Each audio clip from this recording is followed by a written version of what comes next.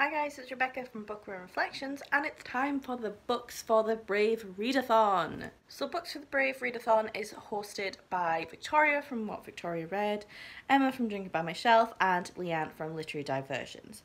And this is all about supporting our NHS staff. So the whole premise of this readathon is that you pick 3 books which cover 3 prompts, and you donate the money that you would have spent on those books to an NHS charity which supports NHS staff. And I think we can all agree that they deserve it right now.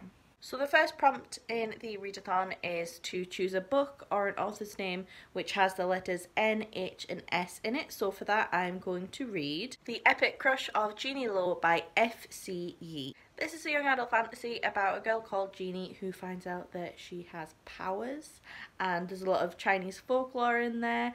The guy that comes to teach her how to use her powers so far is a little bit of a weirdo, and he's very intense. So it's over the top, it's magical, it's strange. I'm really enjoying it so far. I think I'm only about 10% in, like 30 pages or something. The second prompt is to choose a book which intimidates you. And if you remember from past vlogs, this book intimidates me because I've been reading it for over a month and I am still no farther through it. And that is Gideon the Ninth by Tamsyn Muir. As you can see, I'm about 170 pages through. Okay, so the problem is, when I'm reading this, I am really enjoying it. I love the snarky, funny, humorous strangeness of it.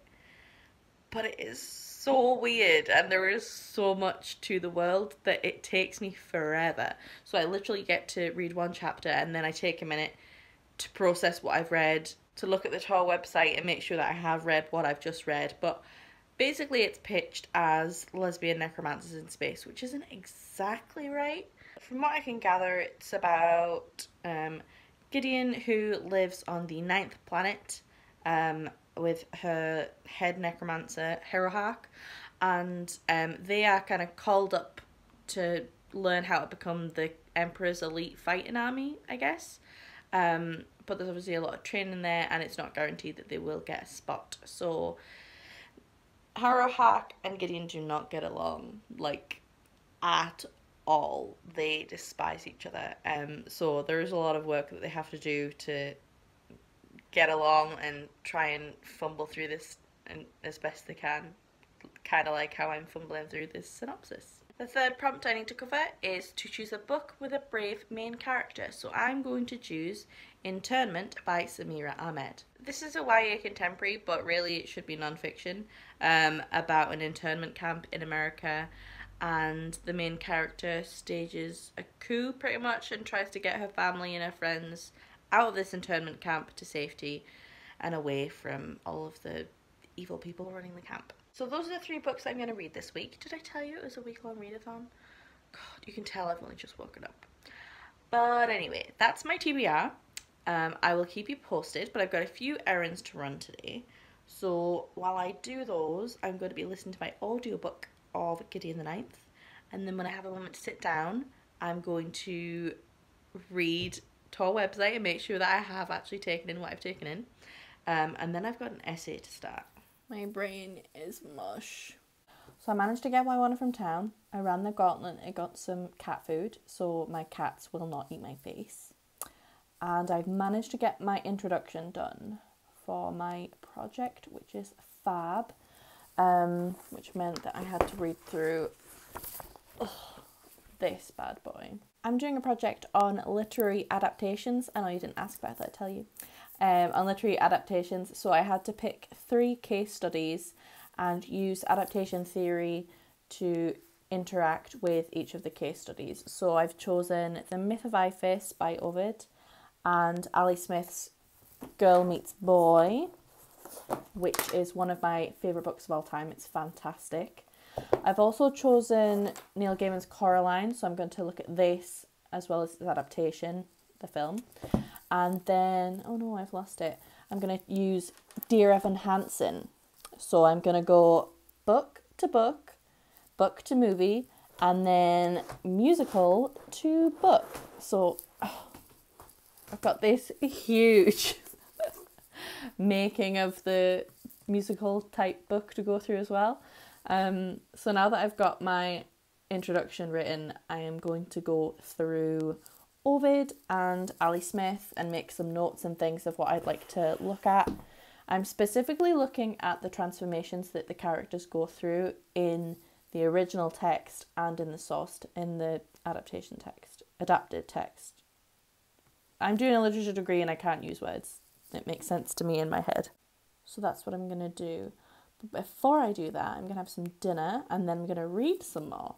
And I have actually read some of Gideon the Ninth. I read another 50 pages and there have been some revelations and things, but I think I'm supposed to be confused. I think that the terms and things are supposed to go over my head a little bit because it goes over Gideon's head and we spend a lot of time in close third point of view from her point of view. So I think I'm supposed to feel dumb. And if I am, Tamsyn Muir is nailing it. Absolutely nailing it. But let me know if you've read it and if I'm supposed to feel dumb or if it's a bit more straightforward and I'm just missing stuff. I don't know. I've tried reading it twice already. So it's got to be third time lucky, right? Right? We were going to make our own dinner and then we realised that we didn't want to. We had no food in the house, nothing at all. Yeah, so we are having our third takeaway of the month. I just know that we're chalking up a lot of things as supporting local businesses. Yeah. Time. As we said in the announcement videos, there will be 3 videos for you this week. So obviously myself today. What are you doing, Domino? Domino?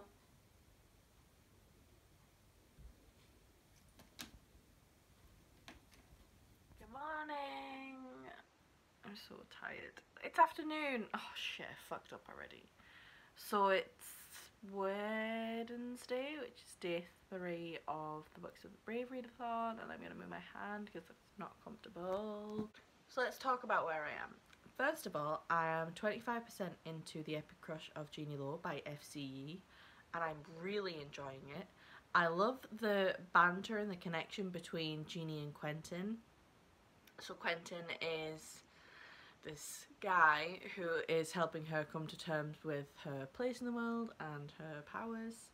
And I just love the relationship between them because Quentin, bless him, is just such a precious little bean. And he just says things without thinking. He doesn't process what they actually mean.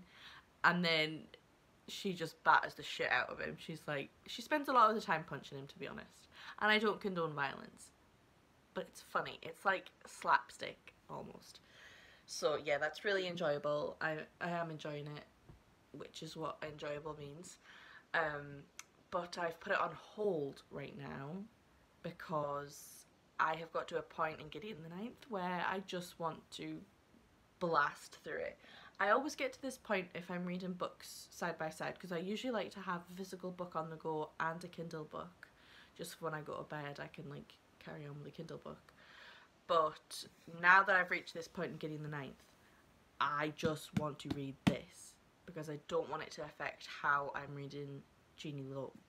So I am 315 pages into Gideon the Ninth, which means I've got just over 100 pages left. And it took me until 277 pages in to work out what the hell was going on. Now, theoretically, that would make Gideon the Ninth a crap book because it shouldn't take the reader 277 pages to work out what's going on in the world, what everything means, what's actually happening with a plot. It should be a bad book, but it's not, and I'm kind of confused by that because it's really entertaining. It's really, really entertaining. It is so funny. It is so precious.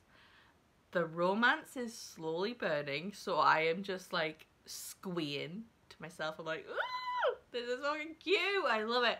And it's just great. So at this point, I think I'm in Act 4 Act 4. I'm in Act 4, so shit is going down. But to give you a proper recap, or a proper synopsis, sorry, of what this book is about, because I've never really been able to until this point, 300 pages in. But basically, the 9 houses are the 9 planets in our solar system. It's just a different universe type thing. And each house is dedicated to some part of the Emperor's power. So some of them are like the hands of the Emperor, the mouth of the Emperor.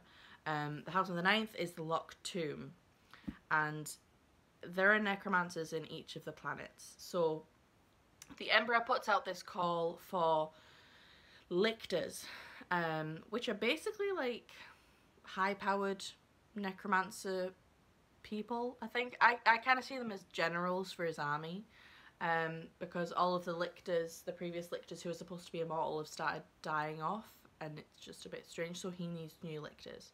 So each house has an heir to the throne, and they have to go with their cavalier to go through the trials to become a lictor. The cavalier from the 9th house is a complete wimp, and he buggers off. So Harrowhark Nonagesimus, the lictor from the 9th house, an all-around grumpy bad bitch, is in need of a cavalier. So she tricks Gideon the 9th, another grumpy, no-nonsense bad bitch, and she tricks her into becoming a cavalier, and they go off to the first planet, which seems to be Earth, to undertake these trials. And it is so good. It's really creepy and atmospheric as well. There are a lot of moments that are dark and have like a horror kind of feel to it. So what I'm going to do today is I'm going to finish Gideon the 9th. I'm going to finish the book that intimidates me. But I'm so glad that I stuck with it. Hi Robert. He's just waving at me while I make a video. I won't show you because I need to wash my windows. So yeah, I'm going to finish off Gideon the 9th today and let you know how it's going. Bye.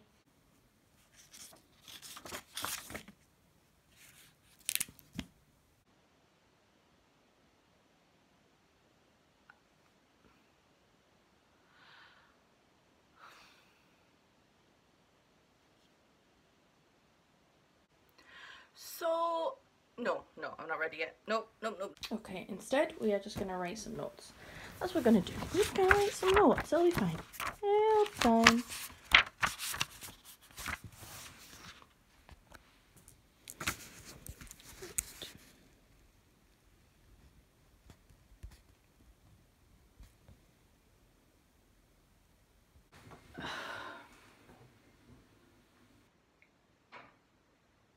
Nope. So it's sunny. It's a lovely day, and we have just gone to help my grandma with something. Am I going to mount the curb? No, I've missed it because I can drive. But it's been a day. It's literally the next day. So I think I should probably update you on my feelings about Gideon the 9th. I've given it 4 stars because I'm quite stingy with my 5 stars. I only reserve them for books that are my new absolute favourites and that I will 1,000,000% read in the future and that I will kind of champion to everybody. So I have given it 4 stars because it wasn't quite that level, but I did really enjoy it, and the more I think about it, the more issues that I can see looking back. So we've got the really dense world building at the beginning. We've got this confusion for the reader. There are some noticeable word crutches that Tamsyn likes to use, which kind of pulls you out a little bit. But the place that she really excels at is with the characters, because you've got this huge cast of characters. You've literally got 16 characters, and that's just those that are trying to become lictors. You've also got like the teacher, and you've got other things happening there. So she does create characters really well that are well formed and that are fully layered, and that you can, like, they just come alive on the page really, which is ironic because some of them are dead. And I think that the dense world building and the confusion that you have does echo Gideon's personal journey, because when she's been growing up in the 9th house, she has been an outsider. She hasn't known what people are talking about and why there are all these rules and restrictions and expectations for people. She's always just had to go with the norm because she's been forced to. All she's ever wanted to do is just be her own person and make her own decisions without people forcing her to make those decisions. And I think it's amazing how Gideon is able to own her own power, and that Harrowhark does relinquish that kind of dictatorial role. But I do have some concerns. It's a struggle because I don't know if I'm going to pick up book 2. I really want to know what happens, but at the same time, I'm trying not to give you any spoilers, what happens in book 1 completely changes how Tamsyn can approach book 2.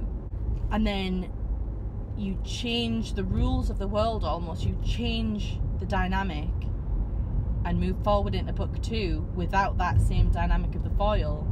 How is that going to work? So it could either be amazing or it could be really bland and boring and annoying. So, oh, that's cute. I don't think they're all from the same household though. Either way, I had such a good time and it was really enjoyable. And there's a lot of potential for the rest of the series. We'll just have to wait and see. Anyway, I'm home now, so goodbye. Hi friends, it is, what day is it? Saturday, and we have a problem. I have until, I think it's 7 o'clock tomorrow to read 2 books because I have totally slacked off and I need to finish these books for the books of the Brave Readathon. So I need to finish, well, I need to start and finish Internment by Samira Ahmed. I think it's about 300 pages. But I'm only 40% of the way through The Epic Crush of Genie. So I have a problem. Can I do it? I don't know. It's going to involve like late nights, which I'm used to, and early mornings, which I'm not used to.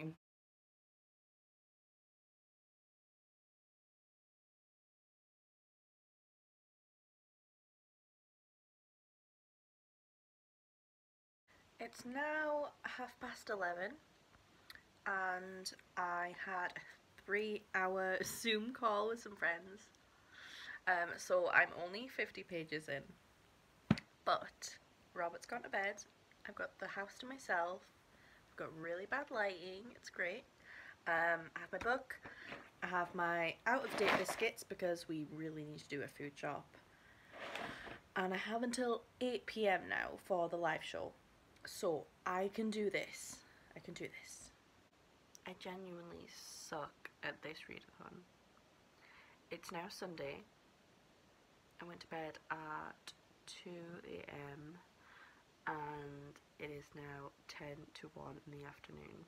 So I have 7 hours before the live show to finish 60% of The Epic Crush of Genie and about 250 pages of Internment. Shit. 5 PM. I still haven't moved from bed, but I have finished a book. I finished The Epic Crush of Genie and I gave it 3 stars. It was a lot of fun actually, and there was a lot of banter between Genie and a lot of the other characters, which is something that I love in books. I found it really interesting, especially the mythology, and it was laid out really well. I loved the world building. I loved that it had Marvel superhero kind of vibes, like that kind of, you know what I mean, where like it breaks the fourth wall at points and things. And yeah, I think I just found it a bit jarring sometimes between scenes, and I didn't really root for the romance. I didn't really get, like, I got the banter, but I didn't see the romance side of things. I just thought that they could be good friends. Yeah, so that's why I give it a 3, which is still good. It's still a good book. I have this issue though where if I rate a book 3 stars in a series, I don't tend to continue, because based on past experience, if I do continue, I don't really enjoy it anymore. But with this one I could. I've got 3 hours until the live show, and I have reach over here with my book. 200 pages left to read of Internment. This is a brilliant book.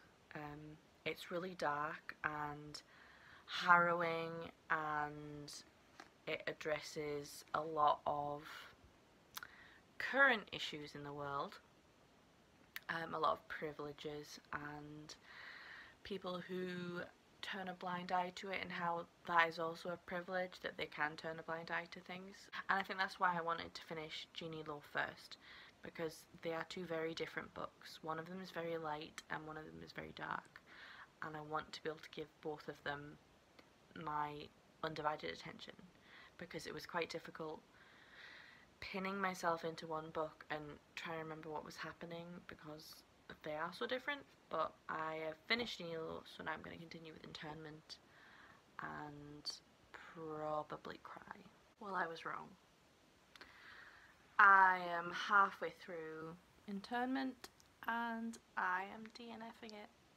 The first 50 to 80 pages were really gripping and haunting and powerful, and yeah, I think that the premise is very much a needed dialogue in the literary world and in the real world, and I don't have any issue with the content of the plot, but I do have an issue with how it was executed.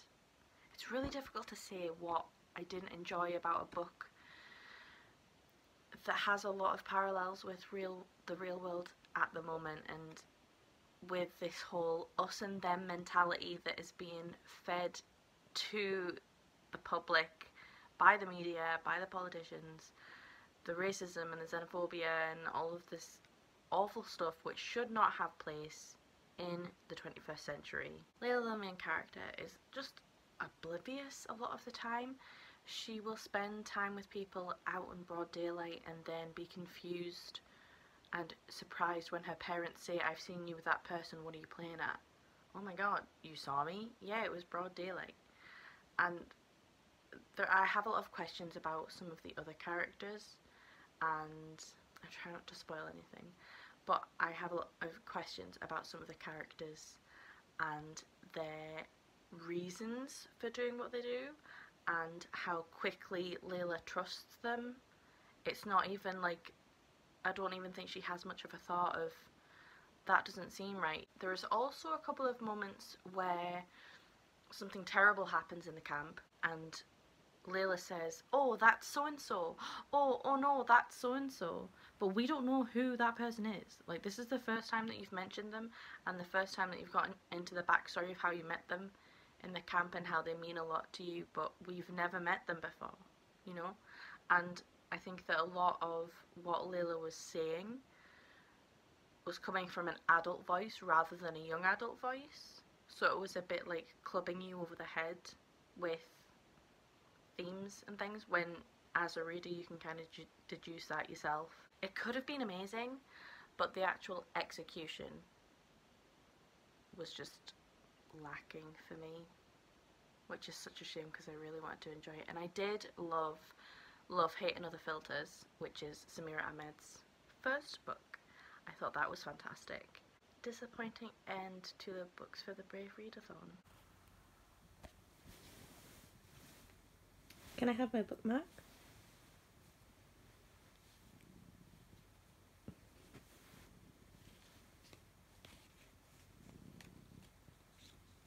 Don't usually get on with, but I really liked it. And then this was NHS in the title because it's Stranger on the Road. I guess that means it's the end of the vlog. I'm watching a live show, I'm having a lot of fun, my mum's fast asleep, and I read 2.5 books. So yeah, we really hit like every end of the spectrum. We had a 5-star read, a 3-star read, and a DNF. Wow. Anyway, thank you so much for watching. If you've read any of these books, please comment below and we'll have a chat about them. Let me know if you took part in the readathon or what you read this week, and we can pick up some new books together. What was that ending?